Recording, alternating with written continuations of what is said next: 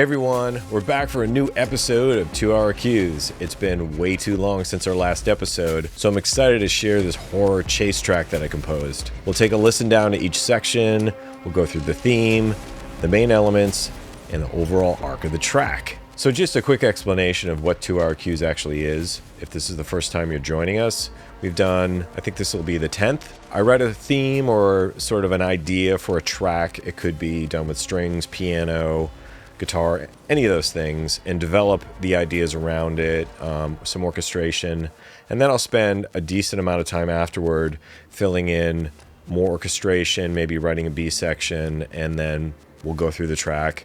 We'll see what makes it tick, how it works, the elements that I used, and I'll explain the layering and the thought process behind it. And that's really what this is. So let's start off with the track.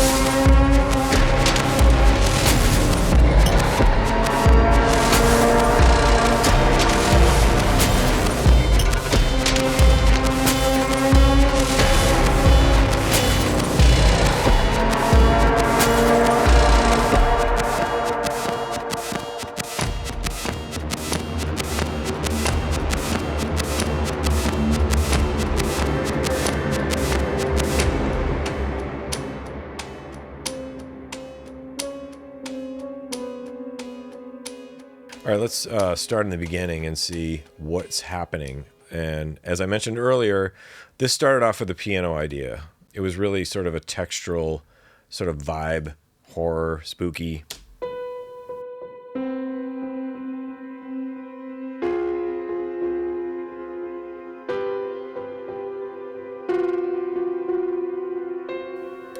The metronome.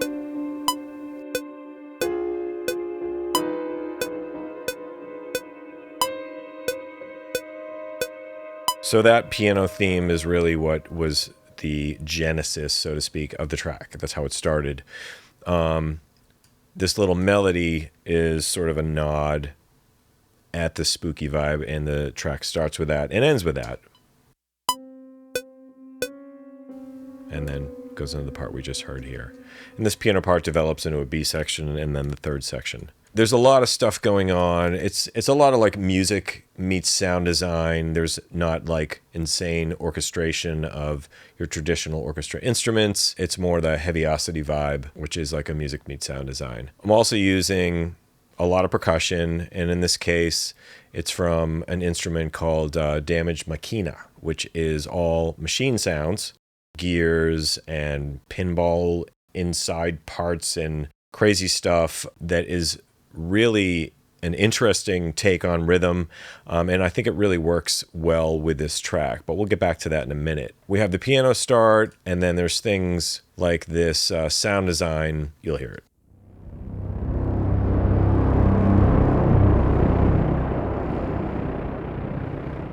It's definitely like a sinister kind of growly vibe. We also have this contrabass trombone, which leads in. Pretty subtle, but I'm also playing with the pitch and I'm bending that up. That makes it feel a little more unnerving. And in the intro, I know I'm jumping around a bit, but it'll all make sense in a minute. We have a secondary piano part. So with this piano, the articulation that I loaded, it's from an instrument called Allure. It's twine, which is pulled across the string. So you have this like subtle piano texture, but you're not really sure what is that sound? Right, so you can hear the vibration of the string note, but you can also hear the twine, and it's just sort of that whispery, creepy kind of vibe going on. Then we also have a rhythmic element where I used my modular synthesizer rack. My idea was to create some sort of movement that was tonal and rhythmic. It really started with the last part of the track where that's really the chase vibe. And when I was sort of finished with that, I wanted to thread a little bit of that flavor into the beginning. So I ended up with this. It just says Mod Synth, which is modular synthesis.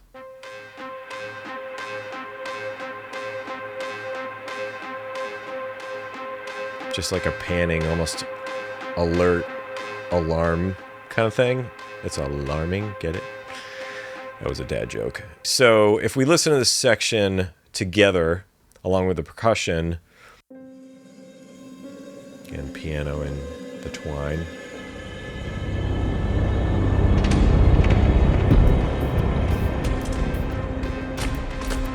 Rhythmic elements coming in.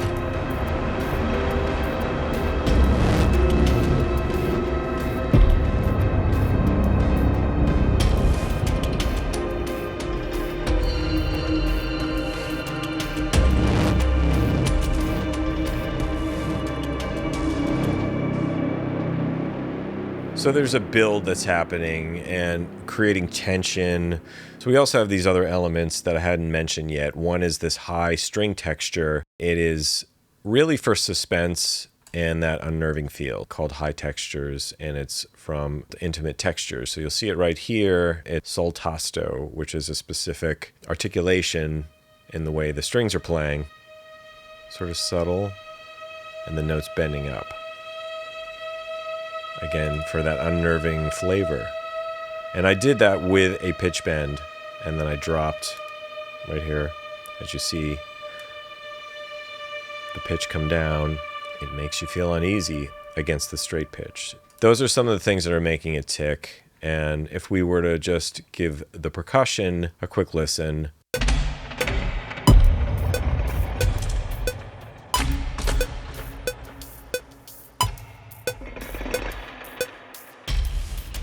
metronome off. Big hit.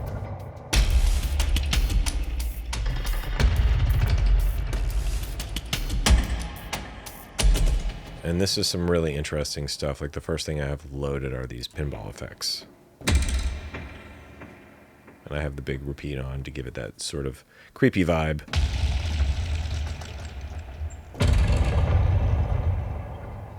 Next down was the clanking and cranking machines.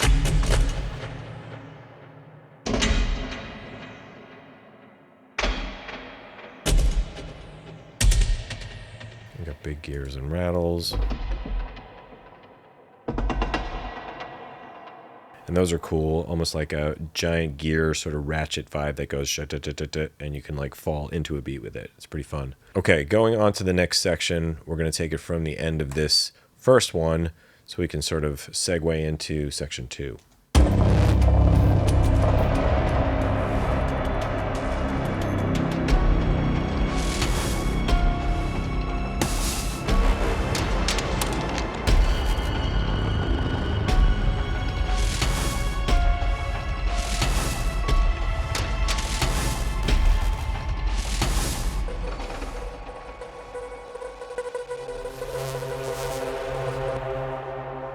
So it's basically just taking the first section, which is building another step higher in intensity. The piano line sort of changes a little bit. It's a little more progressive. We still have these sort of anchoring, growly elements.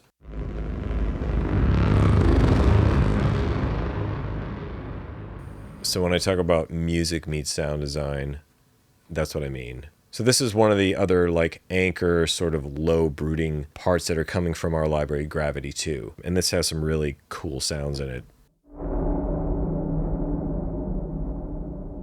That scares me. I don't know about you.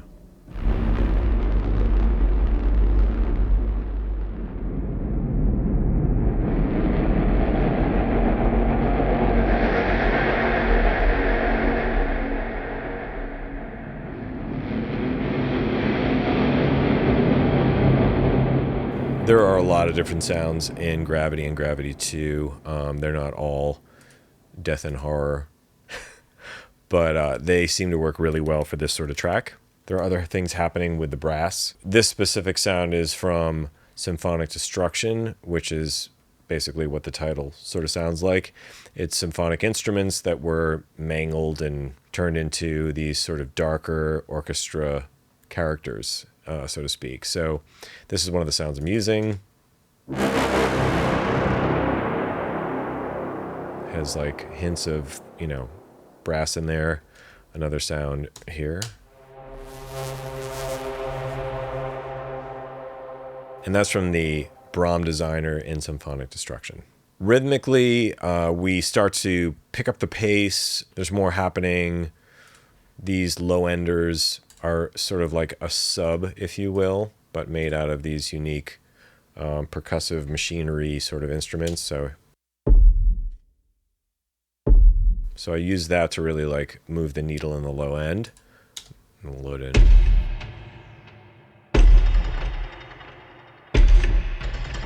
And then we put in some of the pinball effects on top.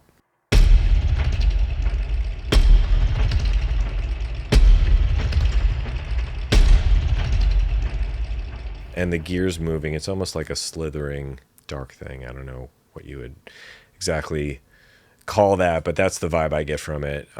If we put in one of the loops, I'm just using pieces of the loops, which is kind of a fun way to do it. So you'll end up with...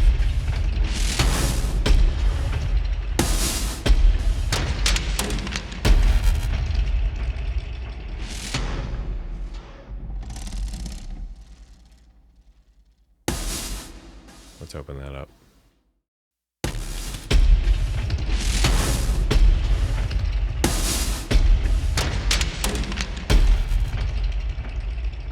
So, you can hold a loop down and you get a very cool playback on, it could be the low, the mid, or the high section of the loop, or the whole thing. I chose to take elements that had like interesting hits in them, but use little pieces.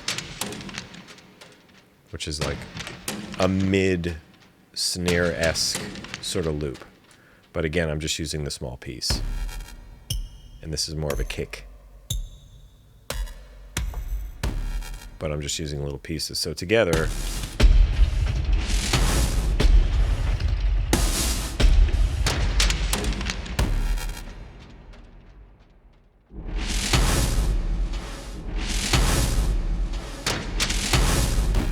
and I like to use some of these elements as sort of a lead in. It's almost like a swell in. So getting creative with loops. People complain about loops and say they don't use loops, but I think loops can be incredibly inspiring, and using them this way, they sound like you. All right, moving on. From this section, there is not a lot that we haven't covered. Before we go into the third section, something to note is this section is in 3/4. I was just playing a vibe that sort of felt cool with the drums and didn't even count. I was like, that's in 3/4. That's kind of neat. So if you take it right before, 2, 3, 4.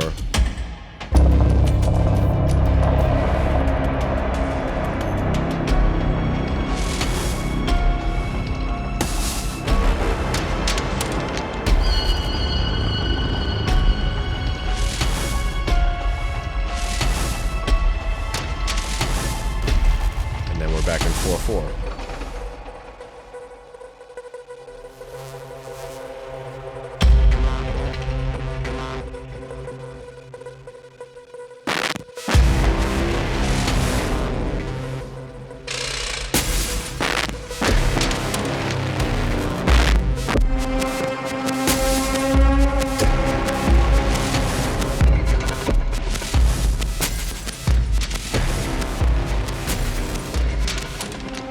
So I'm going to stop it there so we can check this out. So this is where I was saying earlier I started really getting into the mod synth stuff, the modular synthesizers to create original sounds, which drove the track. And that's where it sort of felt like horror chase. You know, you're in this like scene where stuff gets real and bad and it's time to move, and you want to feel that sort of anxiety and that blood pumping. So I started creating sounds like sort of an SOS vibe, machine-like, and these are little snippets here.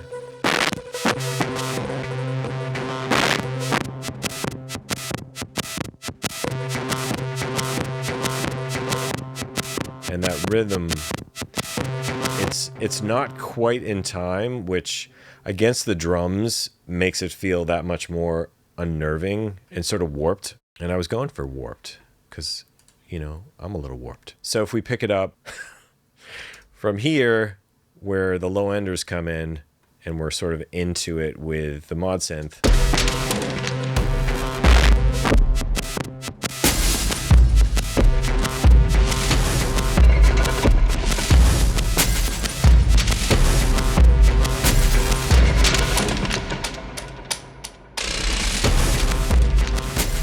So it builds pretty quickly, and then it just feels like, what's wrong with that? Which I think is pretty effective if you're going for horror, unnerving, chase.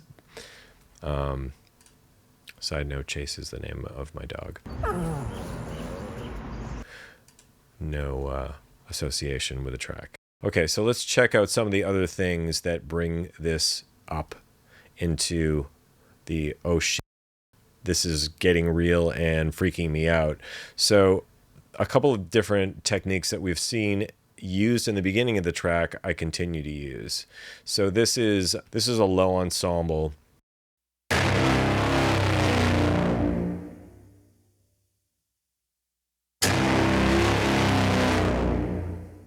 So there's a bunch of plugins on it. It came from this MIDI source right here. I have it muted. Let me unmute that. There we go.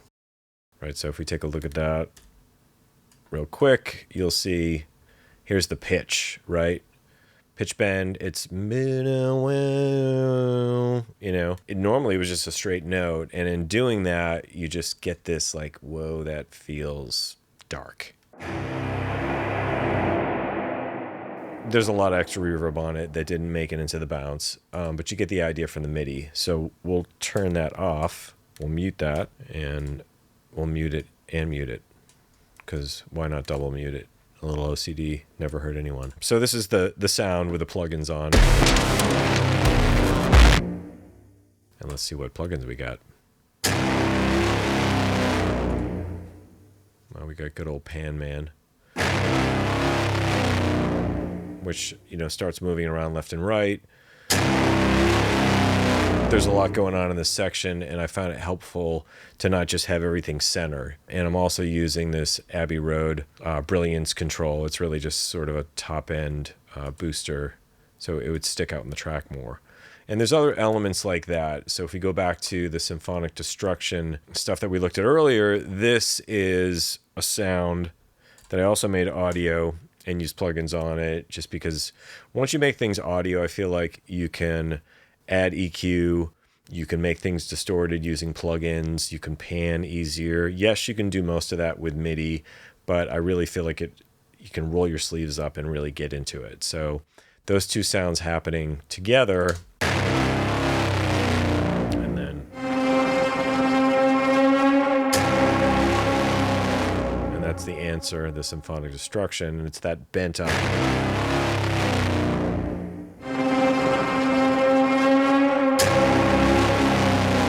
And then we're going to add in these bass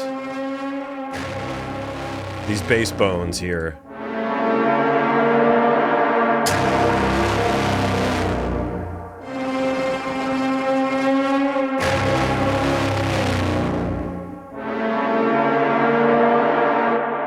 A little demented. I was going for demented. So this is basically some dissonance. So this. Using that same technique of using a MIDI pitch bend to get it to sound just really creepy. Those three elements happening start to build the track from just rhythm and drums and drones into, wow, that feels really like I need to run. We need to run. Let's do this. If we take it right from the start of that section, mod synth.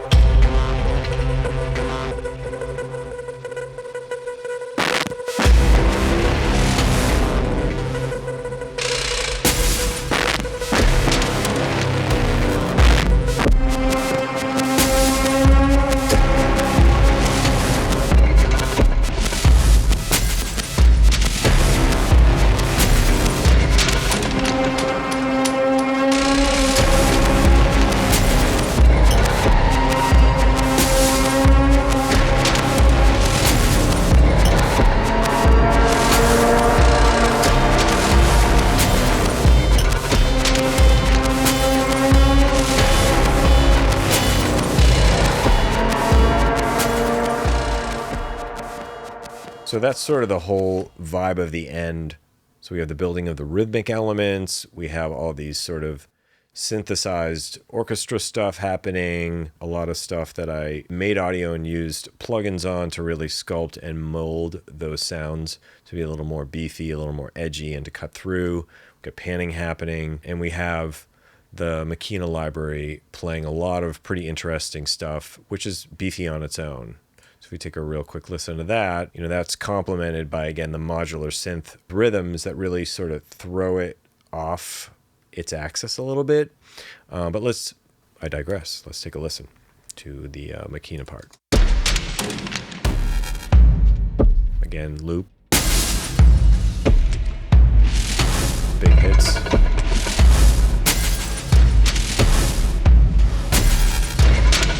Loop.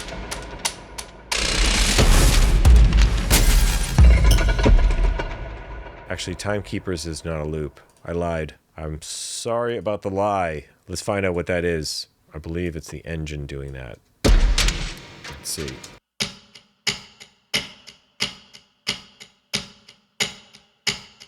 So this is on repeat. So it sounds like it's a loop, but it's re-triggering. The engine is re-triggering that sound.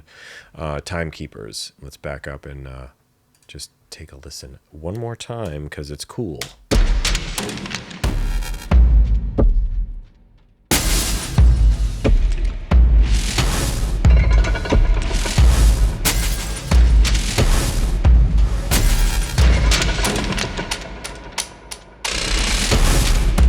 So that's building. We throw in the mod synth.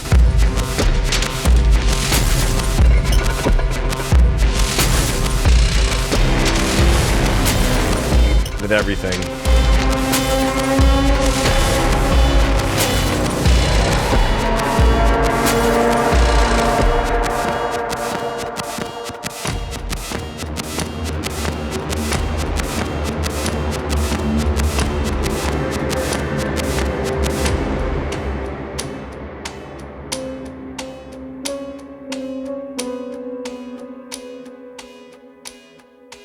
End with that Timekeepers and the creepy piano. All right, that's it. That's the track. Thanks for watching and checking it out. If you want to get more information about 2-Hour Cues, just search the channel you're on, Heavyocity's YouTube channel. Also, check out Heavyocity.com for more information about our products, interviews, and a whole lot more. And sign up for our mailing list so you're in the know for the latest and greatest stuff coming out of Heavyocity. And again, thanks for watching and take care.